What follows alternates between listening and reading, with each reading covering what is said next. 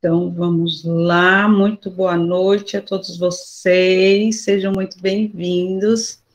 Nosso encontro de hoje, né, do Clube do Livro, já estamos aqui já no nosso quinto hábito, faltam só 2 para a gente poder encerrar esse Clube do Livro, né, desse livro tão especial que a gente está acompanhando aqui.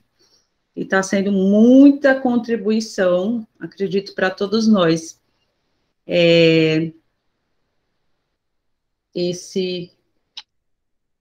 Essa obra tão maravilhosa, né, dos 7 hábitos das pessoas altamente eficazes. Então, nós vamos dar continuidade, gente, hoje. Nós vamos falar sobre o quinto hábito, né? Esse slide aqui, ele mostra bem legal, né, como é que funciona essa obra.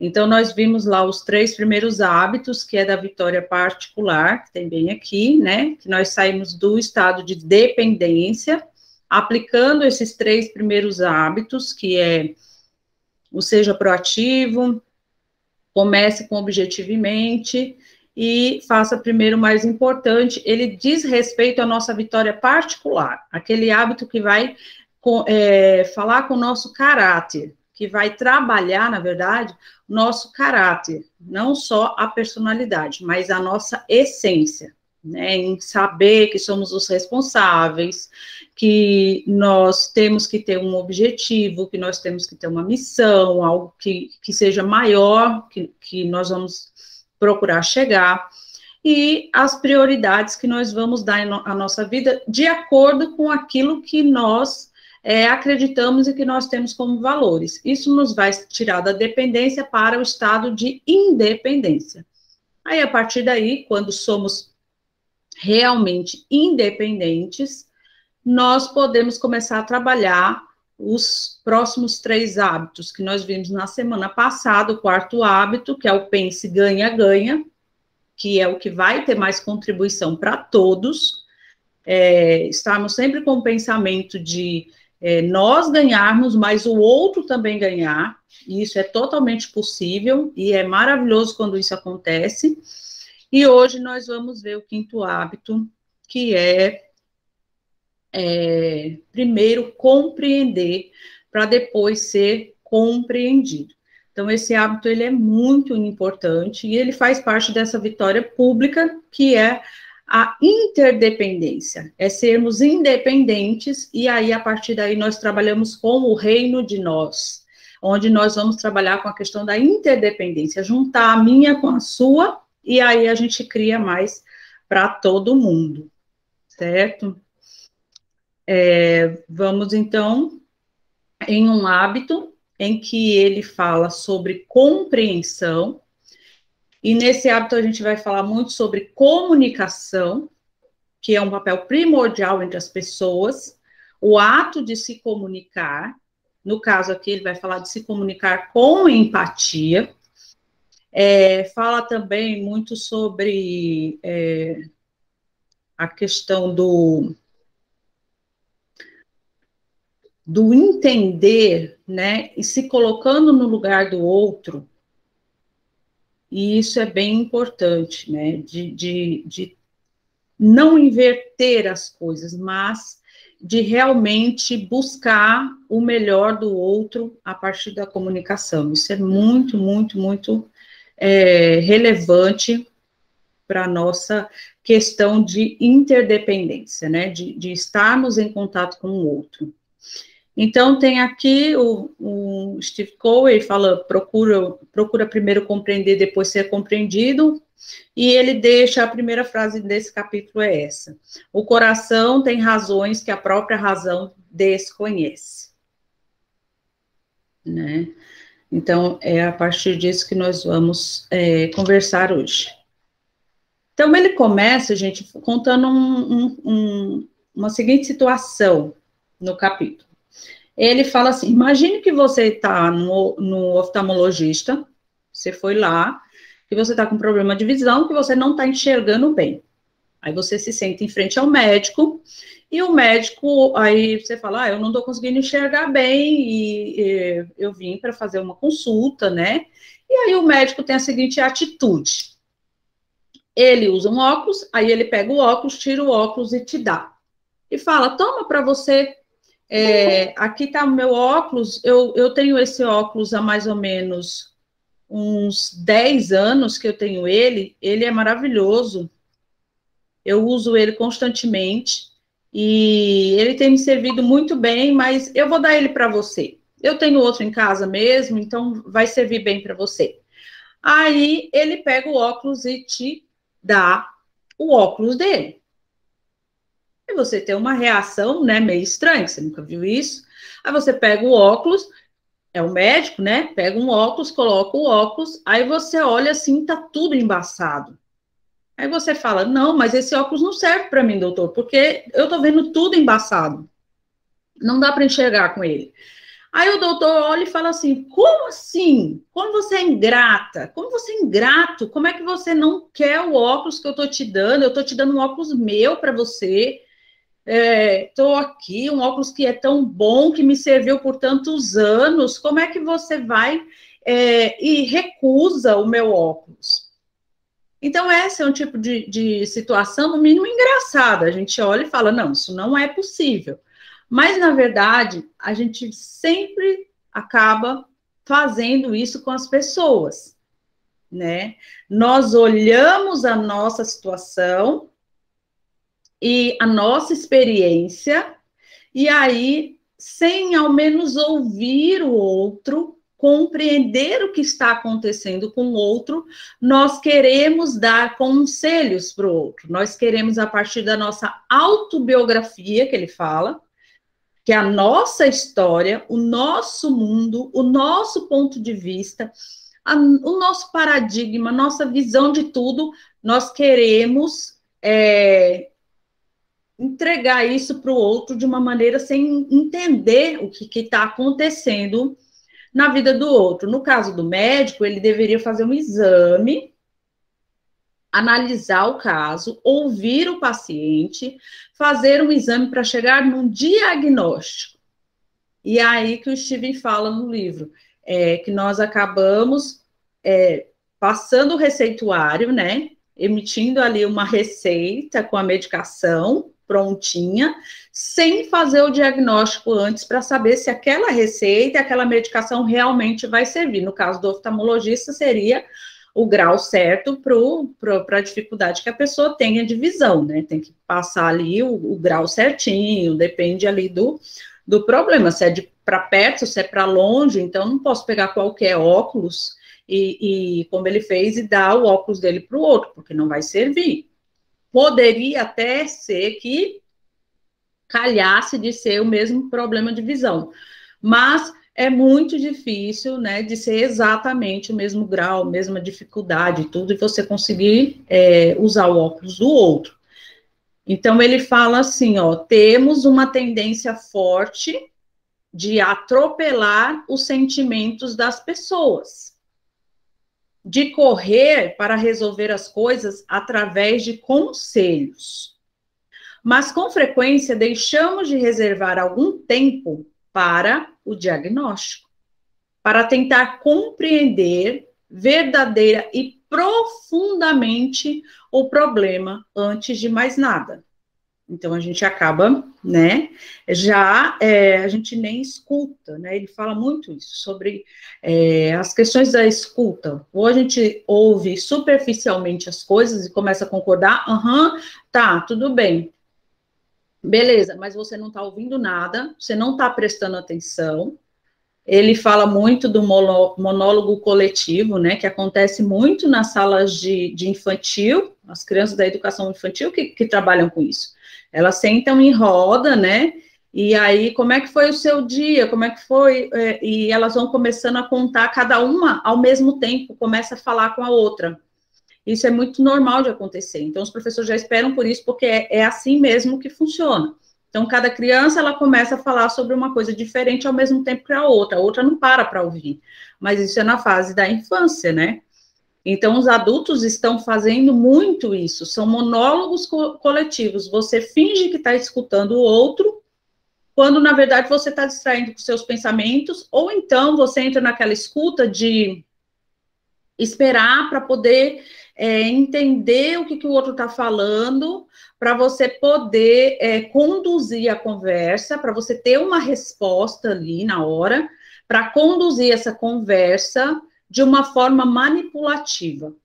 Lembra que a gente falou bastante sobre isso, a questão da manipulação, que tem tudo a ver com a ética da personalidade, né? Que você usa técnicas para comunicação com o outro, e nessas técnicas você busca uma certa manipulação com o outro.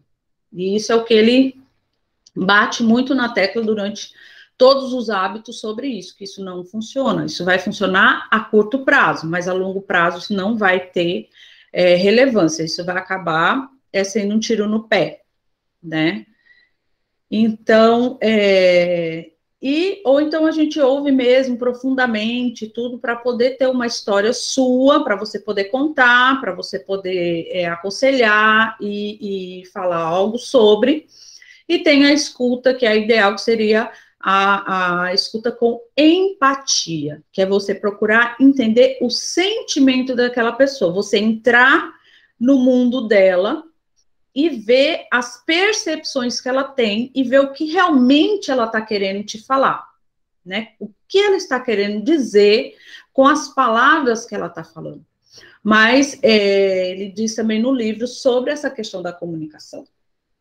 A comunicação verbal, ela é mais ou menos uns 30% de aproveitamento, né? O que mais 60% da comunicação, ela está na linguagem corporal. Então, quando nós conversamos com as pessoas, é por isso que hoje em dia a gente fica um pouco perdido, porque nós estamos conversando de máscara, geralmente, né?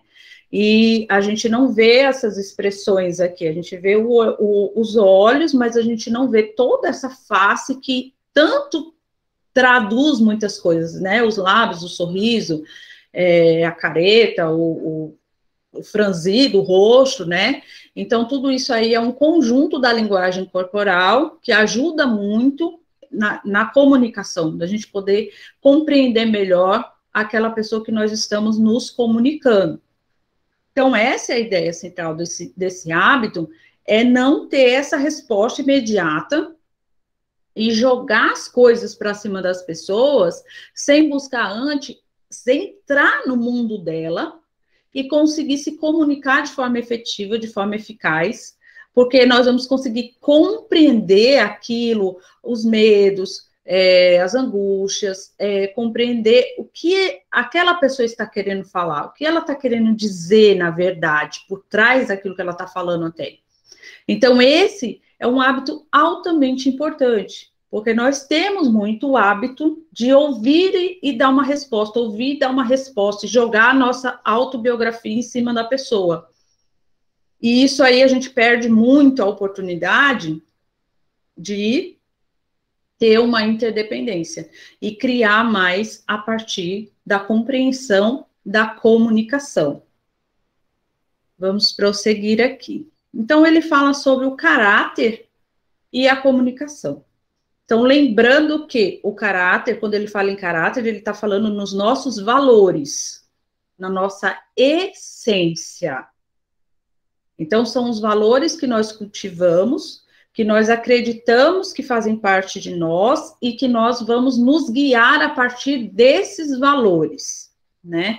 E é muito importante nós reconhecermos e sabermos quais são os valores que nos guiam, quais são os principais valores que nós temos. Então, nós temos muitos valores, que nós temos vários, e um pouco de cada, né?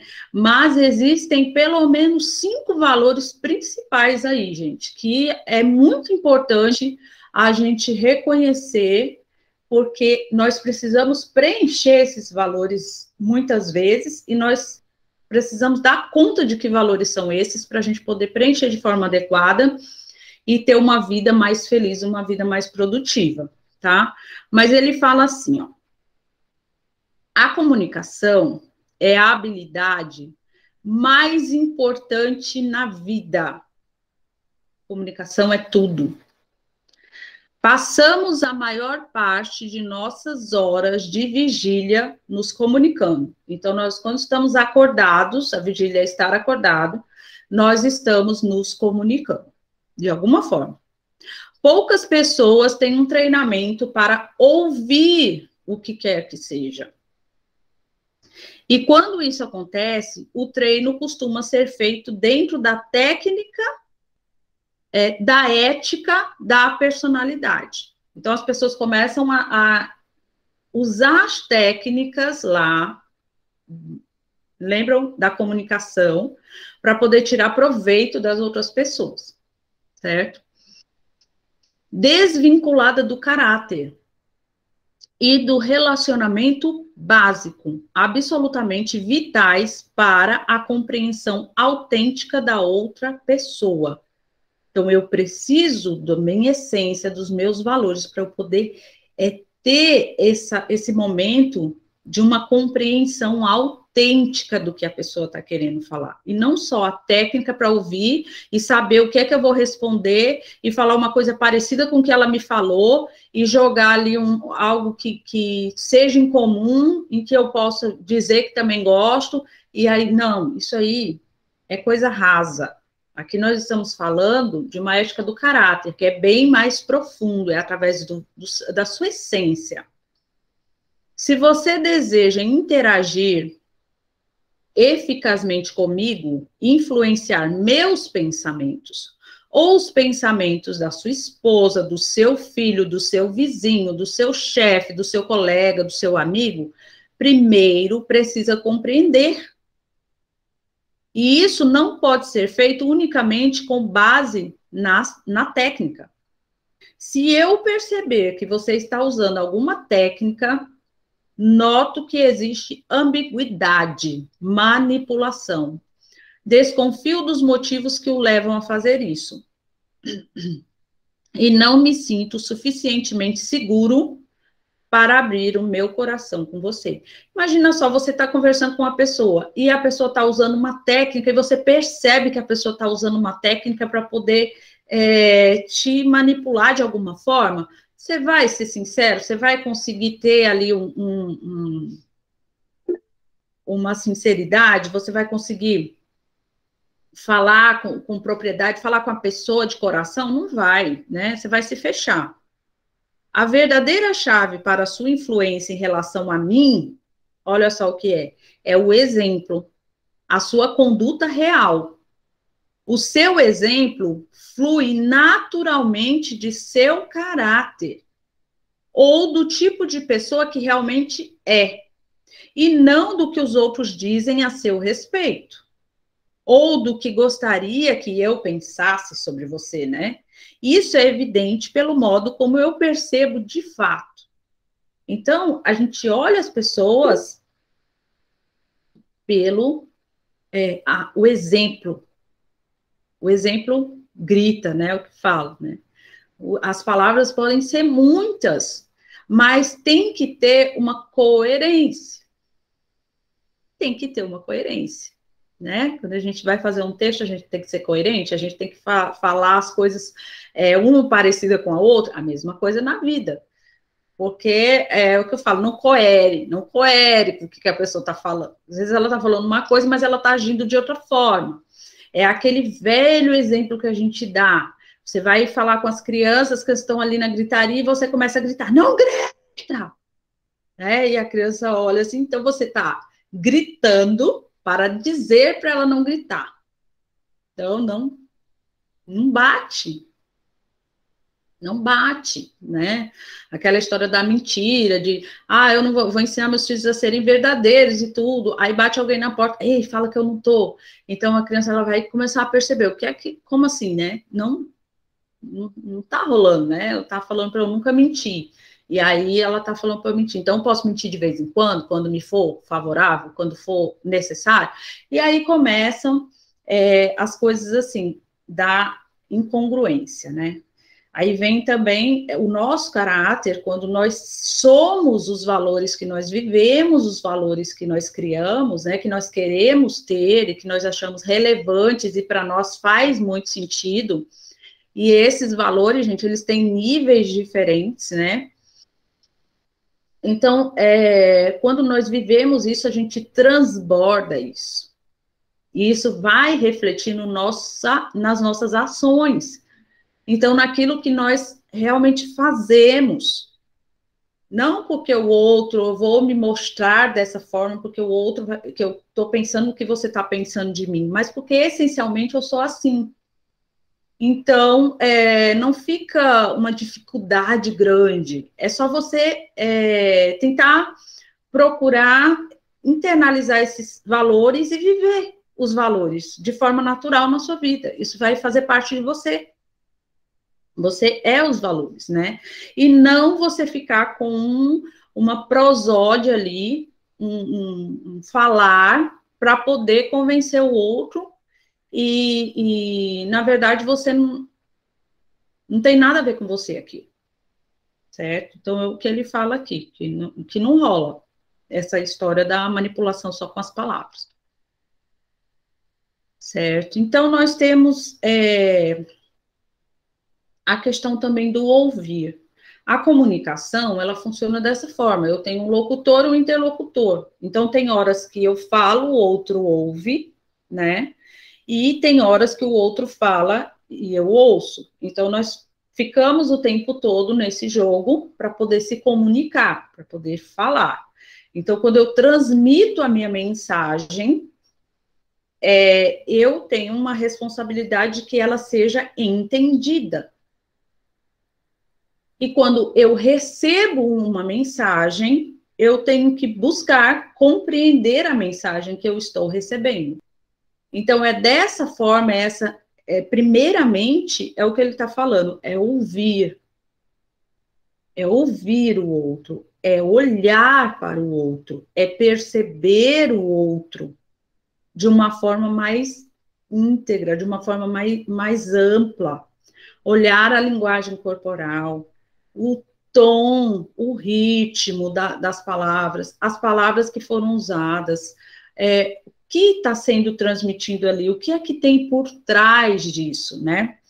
E ouvir com empatia.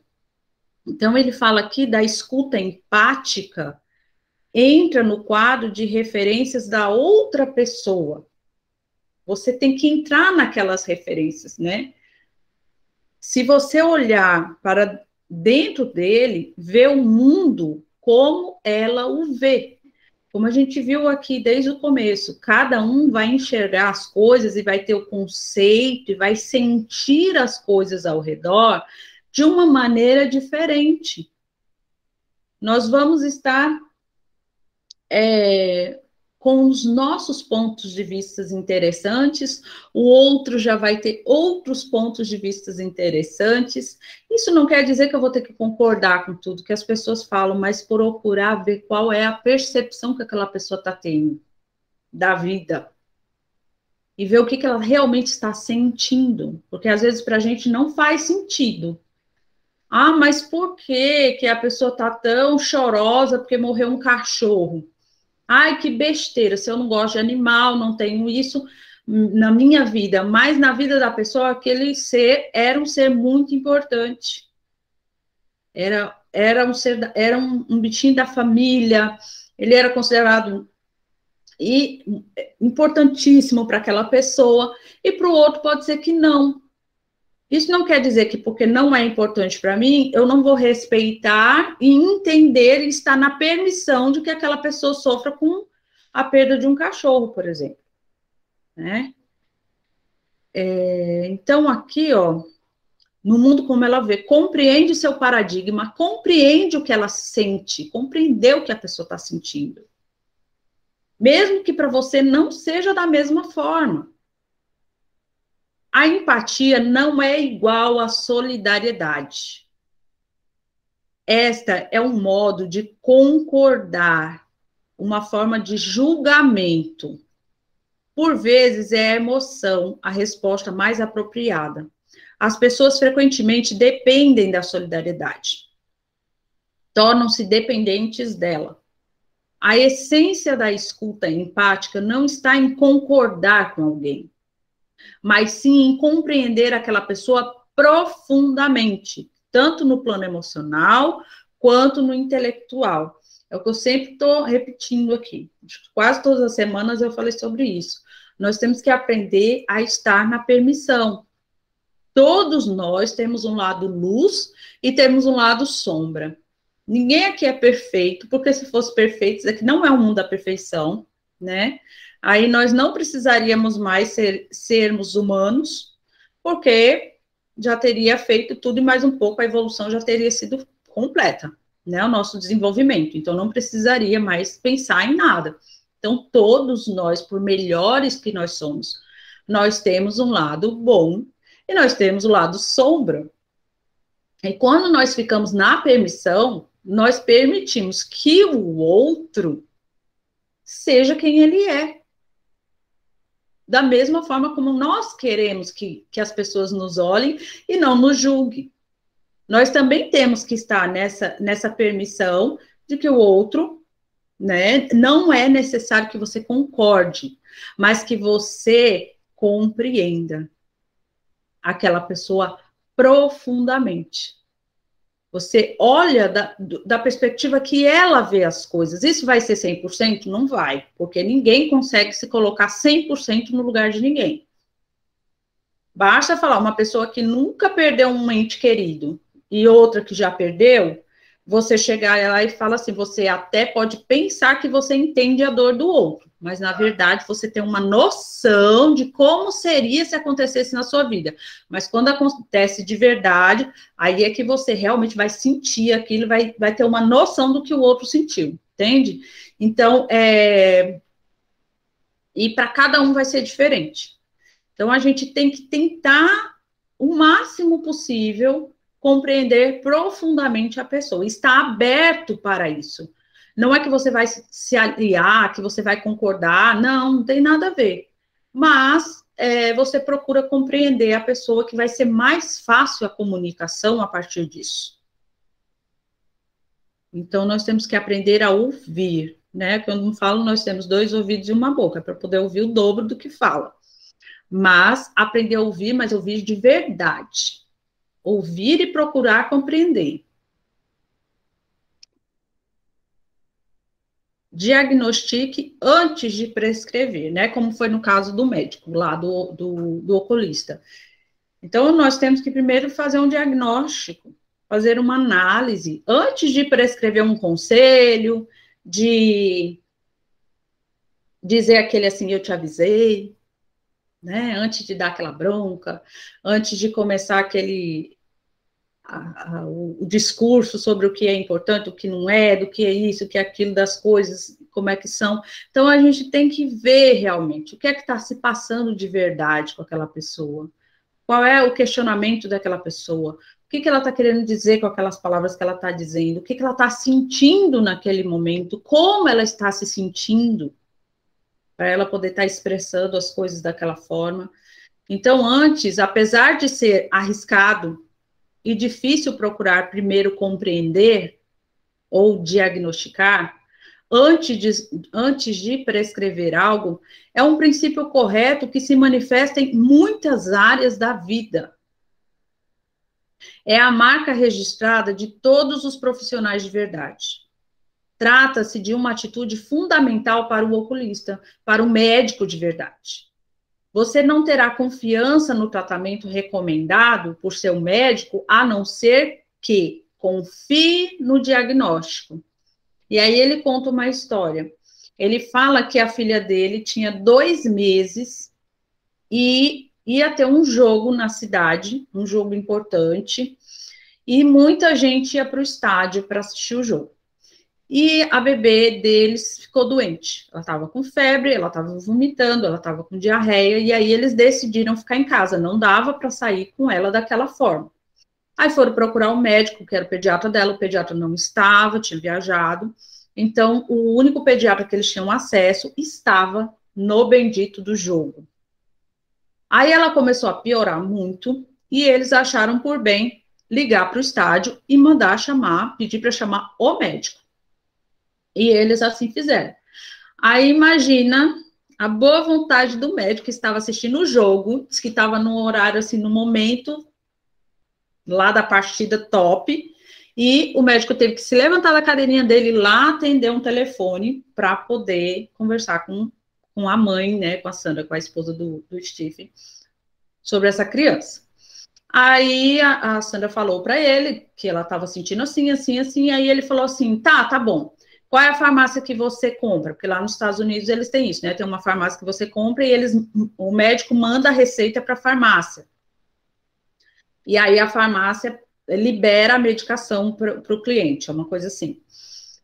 E ela disse qual era a receita, qual era a farmácia, desligou.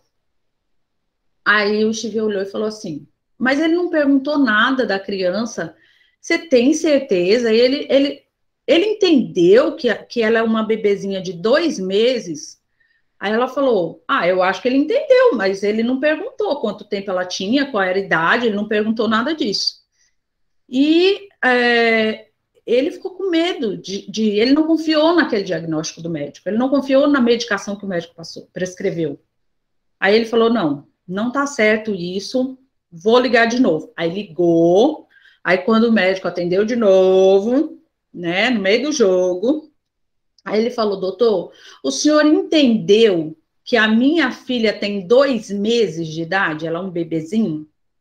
Aí ele falou, não, eu nem pensei nisso, então esquece aquela receita, eu vou passar uma outra. Aí eles conversaram direitinho, né, e olha aí, evitaram um mal maior, porque eles iam dar uma medicação errada para a criança, que era um bebê, no mínimo a dosagem ia estar completamente inadequada para um bebezinho de 2 meses, né? Então, quando nós não confiamos no diagnóstico, nós buscamos por outro, nós vamos atrás até encontrar uma fonte confiável, né? Para a gente poder sanar aquela doença, né? E procurar a cura através disso, né? Então, ele fala muito isso. Primeiro, a gente tem que ouvir com atenção, ver os detalhes, ver a linguagem corporal, procurar entrar ali no ponto de vista da outra pessoa, no mundo da outra pessoa, né? Porque no meu mundo as coisas funcionam de um jeito, no seu mundo funcionam de outro. Eu sinto de uma forma, você sente de outra. Eu tenho medo de algumas coisas, você tem medo de outras coisas. E assim vai, todo mundo é diferente. Certo? Então, aqui ele fala sobre 4 respostas autobiográficas que a gente costuma dar. Que é o seguinte, ó, nós temos a tendência de responder conforme um desses 4 modos, ó. Primeiro, nós avaliamos. Deixa eu só permitir aqui. Deu certo? Deu. Nós avaliamos a situação, né? O que a pessoa está falando, o que ela está comunicando, nós avaliamos. Aprovamos ou desaprovamos. Então, nós chegamos aí nisso de aprovar ou desaprovar. Depois, nós investigamos. Então, a gente começa com aquela série de perguntas, né, que diz respeito ao nosso próprio quadro de referência, ao nosso padrão ali. Aí a gente vai e acaba investigando tudo, começa a conversar e perguntar para poder sanar as nossas curiosidades, às vezes. E nós aconselhamos, damos conselhos a partir da nossa própria experiência, mas como o médico lá que deu o óculos dele para o outro, pode ser que a nossa experiência não vai servir para a outra pessoa, não é assim? Daí, gente, só um minutinho. Não vai servir ali de experiência, certo?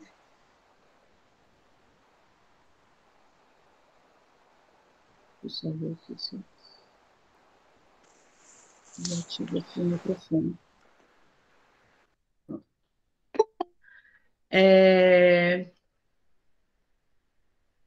Acho que agora deu certo.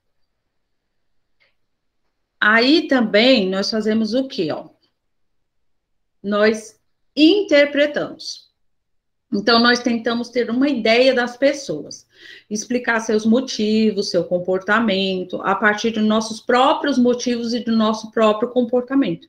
A gente não compreende a pessoa, a gente interpreta a pessoa de acordo com o nosso ponto de vista, de acordo com a nossa realidade. E aí a gente começa a interpretar, fazer uma ideia. Gente, tem gente que inventa, assim, que forma a história completa da pessoa, só em olhar uma atitude que a pessoa teve, ou uma palavra que a pessoa falou, aí, não, mas ela tá assim porque aconteceu isso, mas vira um enredo, assim, interessantíssimo.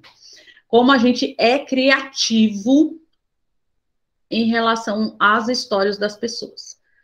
Sabe, em tentar justificar as coisas que as pessoas fizeram, em tentar julgar, isso tudo entra muito no julgamento. A gente começa a querer julgar todas as coisas, e isso não funciona quando a gente entra no julgamento. Não dá bom quando a gente começa com essa questão do julgamento. E aqui vamos nós... A compreensão e a percepção. Aí é a questão da compreensão, é compreender profundamente o outro. E a percepção é aquilo que nós percebemos. Cada um vai perceber de uma forma diferente. Então, aqui, à medida que você aprende a entender profundamente as outras pessoas, vai descobrir grandes diferenças em sua percepção. A gente começa a entender que o outro percebe as coisas diferente da gente. A gente começa a abrir a consciência para isso, começa a abrir os horizontes, os olhos para isso. Você começa a perceber as pessoas de uma maneira diferente. Você vê, nossa, mas no mundo dela, na percepção dela, ela pensa dessa forma, ela enxerga dessa forma.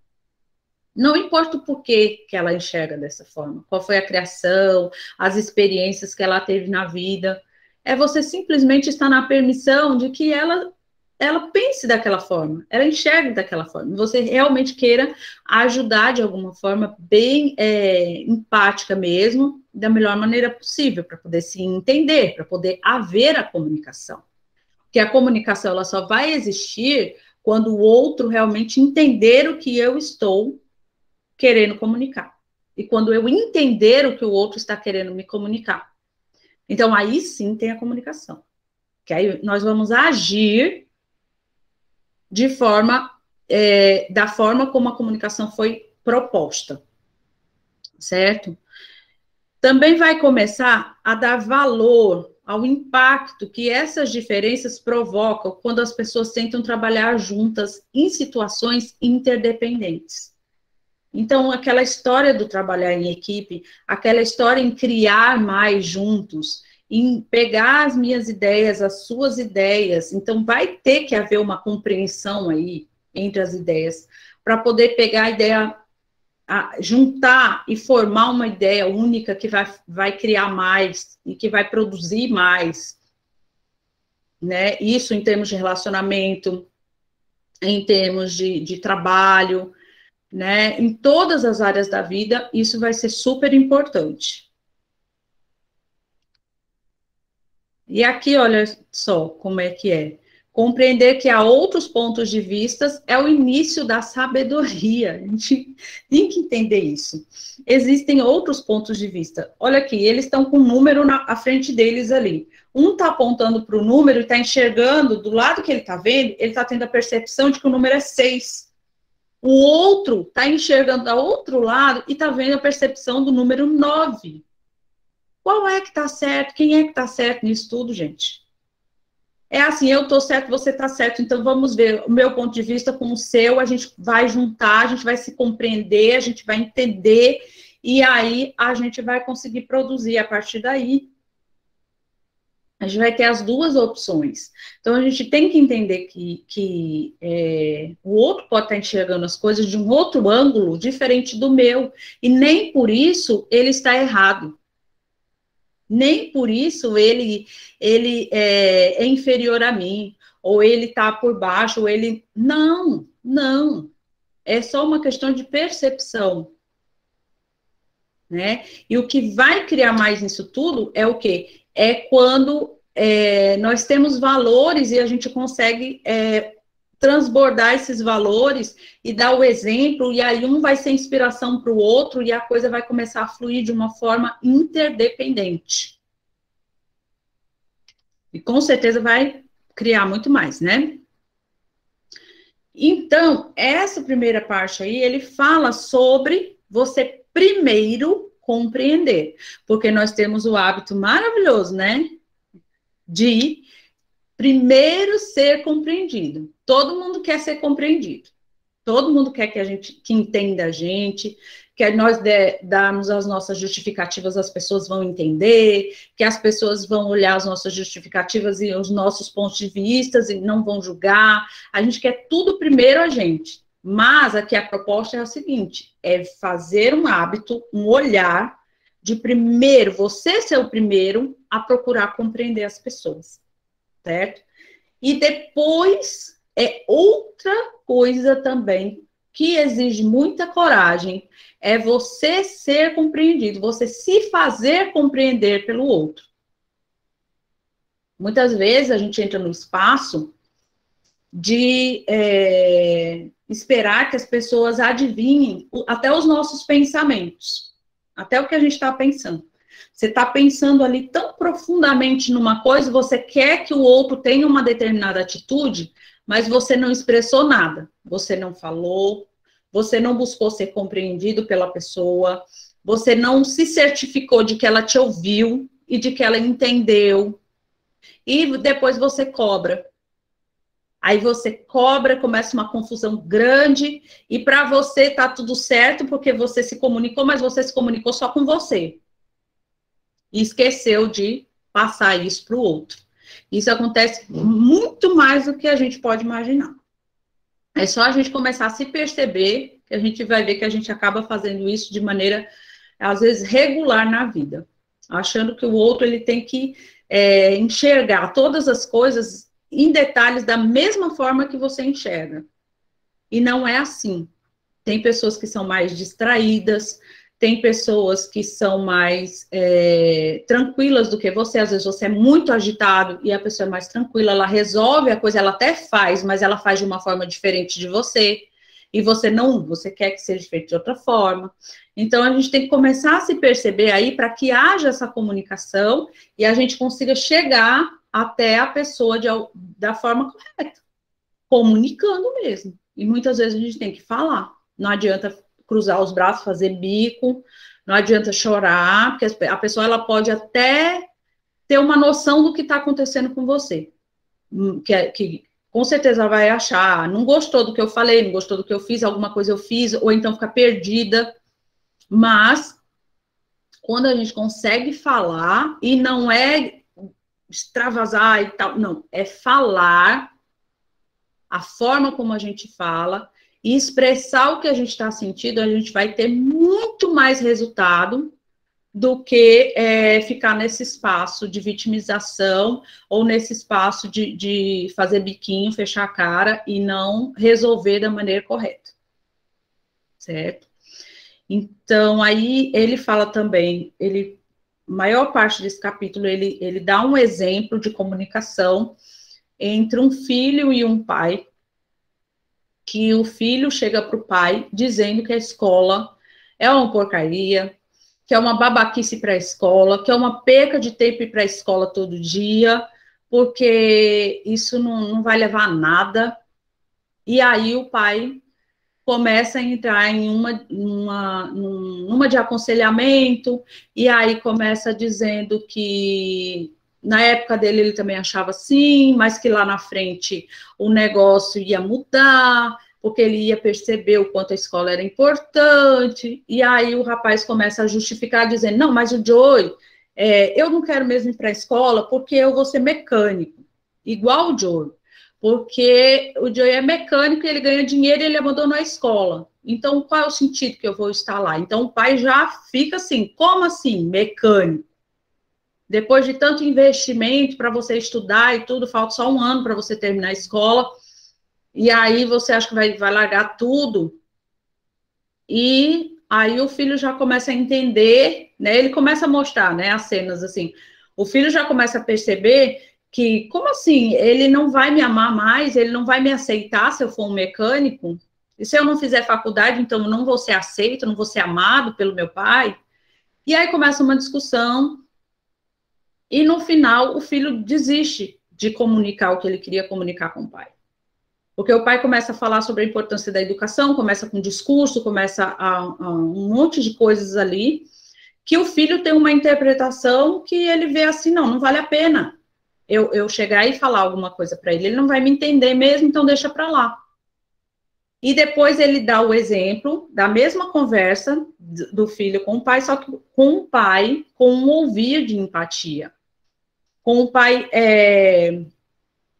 tentando jogar as palavras de forma que o filho pudesse ter confiança nele para poder falar realmente o que é que estava acontecendo.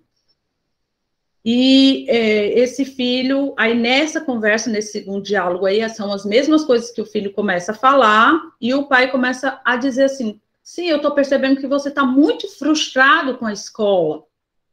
E aí ele fala, eu estou frustrado, porque não adianta nada, por mais que eu me esforce, não vou ter resultado, e tal. E aí ele começa a soltar. Gente, para o final, para resumir aqui o caso, o que acontece? O filho... Os professores estavam dizendo que, para aquele filho, que ele lia como um menino do 4º ano, ele estava com dificuldade de leitura, e ele não estava conseguindo dar conta das matérias, e ele ia reprovar, ele estava com medo de reprovar. Então, ele tinha achado uma solução mirabolante, já que com o Joey aconteceu de ser mecânico, e aí eu também posso, e achou uma justificativa ali para poder sair da escola. E aí o pai chegou e quando o pai começou a conversar com ele, ele falou assim, olha, tá certo, muito bom ser mecânico, ganhar dinheiro, mas o que é que você acha, assim, da liberdade, né? Se o Joey, de repente, quiser mudar de carreira, quiser ir para a faculdade, aí ele, por causa de um ano que ele largou a escola, faltava só um ano, ele não vai ter essa liberdade, o resto da vida ele não vai ter essa liberdade de poder escolher uma coisa diferente, porque não terminou o ensino médio. Então, ele começou a ter uma visão diferente, até que o pai consegue entender o que está acontecendo. Aquele filho está com dificuldade mesmo, né, nas disciplinas, e ele precisava de ajuda nisso. Por isso que ele estava querendo sair da escola, né? E aí o pai fala de um curso, de um acompanhamento e tal, que ele pode fazer, incentiva, e resolve toda a questão. Então, nesse momento, a gente vê aí o apoio desse pai, sem discursinhos falando sobre a época dele, sem falar sobre a importância da educação diretamente com aquela coisa bem clichê, aquela coisa assim pô, já estou cansado de ouvir, eu entendo isso, mas na minha situação ainda não consegui falar aquilo que eu queria, né, o sentimento que tinha ali por trás dessa história toda. E é isso que esse hábito fala, a gente vê o por trás, a gente conseguir chegar até o fundo, compreender profundamente, sem julgamento, e ir conseguindo levar a conversa e ajudar, de fato, no cerne da questão, no ponto mesmo, essencial ali da questão, que era como o filho estava se sentindo, a dificuldade real que ele estava tendo naquele momento na escola, né, e buscar isso. E aí, gente, depois disso, é você se fazer compreender. Aí vem aqui, procure primeiro compreender, depois ser compreendido. Saber como ser compreendido é a outra metade do hábito 5, e é igualmente importante para se atingirem soluções do tipo ganha-ganha, porque lá no ganha-ganha, eu vou ter que mostrar a minha vontade. Eu vou ter que mostrar o que eu quero ganhar com aquela negociação, seja ela no que for. Então, eu vou ter que mostrar ali, eu vou ter que ter coragem, né? Procurar ser entendido requer coragem. Ganha-ganha exige um alto nível dos dois. Compreender a questão de comunicar, né? E de ter coragem para isso. Assim, torna-se importante para nós em uma situação interdependente que nos compreendam. Então, nós temos que ter essa determinação também. esse ponto de vista, que nós temos que ser compreendidos, ter certeza que as pessoas estão nos compreendendo. Eu estou falando de forma mesmo que a pessoa está me entendendo o que eu estou falando? Será que eu estou me expressando bem para o outro poder saber o que eu estou querendo naquele momento? O que é que eu quero ganhar e o que é que eu quero que ele ganhe? O que é que eu quero não? Entender o que o outro quer ganhar, entender o que eu quero ganhar, e aí a gente ter essa troca, né? Um compreendendo o outro. Certo? E aqui, por fim, nós estamos atentos a isso, que cada ser é individual. Nem todos os conselhos que eu vou dar para um vai servir para o outro. Você sempre tem o recurso de procurar primeiro compreender, sempre. Primeiro compreende o outro, tá? E depois se faz ser compreendido. Isso é algo que se encontra sob o seu controle. Você compreender o outro está no seu controle. E ao fazer isso, ao se concentrar no círculo de influência, você realmente. Vou voltar aqui. Você realmente. Peraí. Entende a fundo as outras pessoas. Porque está no seu controle compreender as pessoas. Conta com informações precisas para refletir. Chega com rapidez ao fundo do problema. Investe em sua conta bancária emocional e dá às pessoas o ar psicológico de que elas precisam, de modo que possam trabalhar eficazmente em conjunto com você. Então, olha que interessante. Então, é pessoa a pessoa. Para quem é mãe de mais de um filho, sabe. Cada um vai ter uma personalidade diferente, cada um vai ter pontos de vista diferente. Isso é tão relativo para como as coisas chegam até você, como você consegue conceituar as coisas, como você percebe as coisas. É muito individualizado. É muito individualizado. Então, é sempre esse pensamento de estar na permissão, entender que nós não mudamos ninguém. Quando nós mudamos nós mesmos, aí sim, nós transbordamos nosso exemplo e as pessoas começam a perceber algumas coisas que são boas e elas começam a se influenciar de alguma forma, a se inspirar de alguma forma. Mas você querer a ferro e a fogo mudar as pessoas, isso não existe, porque isso só vai causar dor para você e dor para o outro, e aí o outro pode escolher não estar mais com você, porque não faz sentido. Então, nós temos que estar presentes para essas escolhas que nós temos, né? Para essa permissão que nós temos que ter com as pessoas. E isso não quer dizer que eu vou aceitar o que as pessoas estão falando, ou que eu vou concordar, ou que eu vou ter que... Não, eu só vou compreender.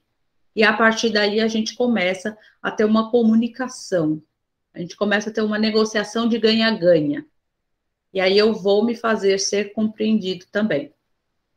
Então, esse foi o quinto hábito, né, um hábito maravilhoso, que faz parte do nosso dia a dia. Todos os dias nós temos que nos comunicar. Enquanto nós estamos acordados, nós estamos nos comunicando com as pessoas à nossa volta, conosco mesmos, né? Nós temos que ver como é que nós estamos nos comunicando, como é que são as palavras para nós, conosco mesmo, e o que é que a gente está trazendo aí de comunicação. E isso é muito, muito, muito importante. Muito importante.